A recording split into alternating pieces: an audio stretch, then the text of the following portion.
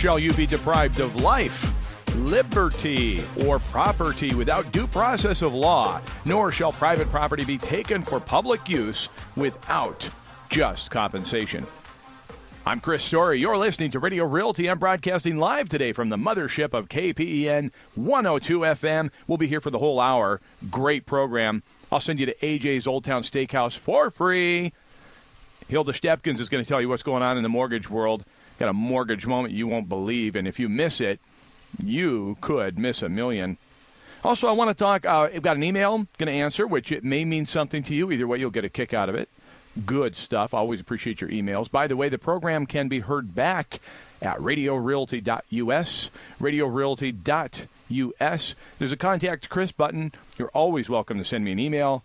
RadioRealty.us is the website from where you can do it easily. You can keep up with our blog. And did you know, I found this to be quite interesting. I have allergies, and always have.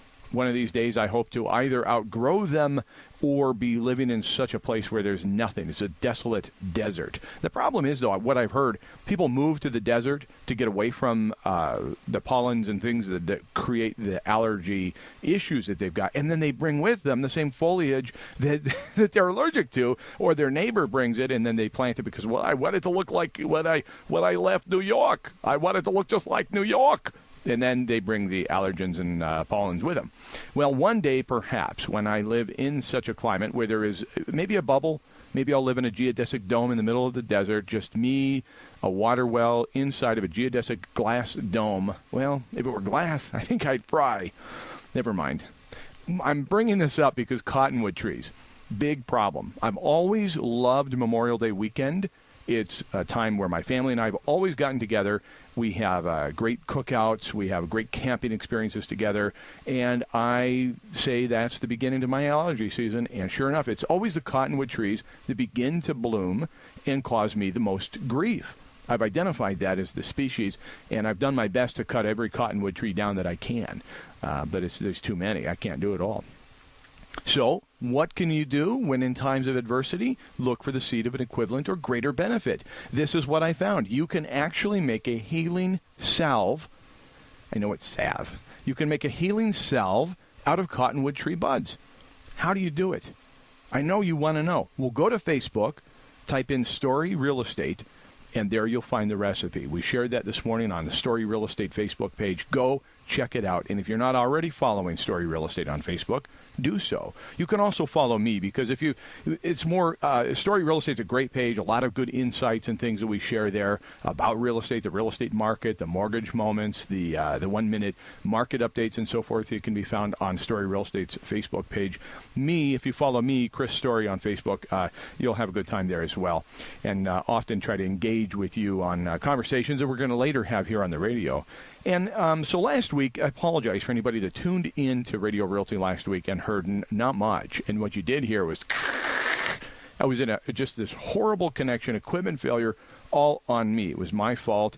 But nevertheless, I wanted to just sort of reiterate what was happening in Seattle, why I was there, and talk to you just a little bit about what the Realtor organization does on a national, regional, statewide, and then local basis. I won't bore you to death with industry issues. I mean, how boring is that? It's like going to the shoe polishers convention and I mean, you hear all about it. We've got a new shoe polish coming out that you're going to want to hear about. No, we don't want to hear about it.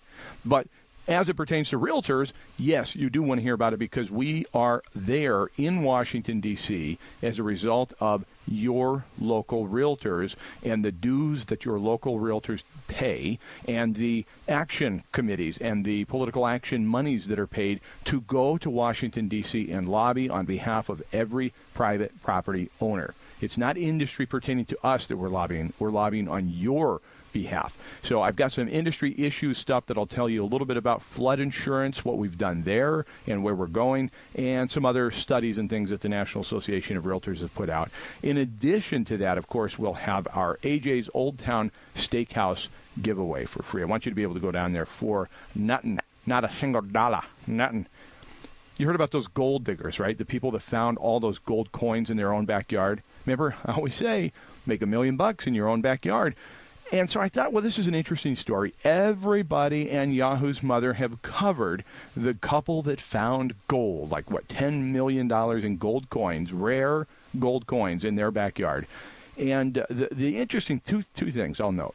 One, the actual gold value wasn't as much as you'd think. It was the rarity of the coins. So I thought that was a pretty fascinating little twist on it, that the gold itself was one thing. It was the rarity of these mint condition coins that really brought the value. So that speaks to market and free market. We'll get back to that. But here's the other twist. What if these people had said, we don't want to buy a home right now, we're just going to rent? They wouldn't have owned the property. They wouldn't have been taking a backyard walk, and they wouldn't be backyard millionaires. What if you had sold this home to them 2 years ago? What would you do? I'm serious. What would you do? You sold this home to this couple 2 years ago. What would you do? Man, that makes you think. Okay, what if you found this gold, and then here comes the government for their share? Now, this is your property, it's your gold, and here comes the government for their share. What do you tell them? What if you found these cans of gold? What would you invest in? Would you invest in gold? Would you invest in gold line? Where would you put the money? You go. Let's say you sell the gold. What would you do with it? Buy more real estate is what I hope you'd say. All right. What if you go right out right now and then dig up your entire yard and you find nothing? Don't dig up your whole yard. Don't do it. What if this couple keeps digging and they find more gold? How much more will we hate them? Can you hate anybody as much as we hate them? I'm jealous a little bit, but not a lot, because it gave me an opportunity to highlight you really can make $1 million in your own backyard, especially if you stay tuned to what my mom calls the greatest show on earth. Oh, every time I close my eyes, I see my name in shining lights. Yeah, a different city every night.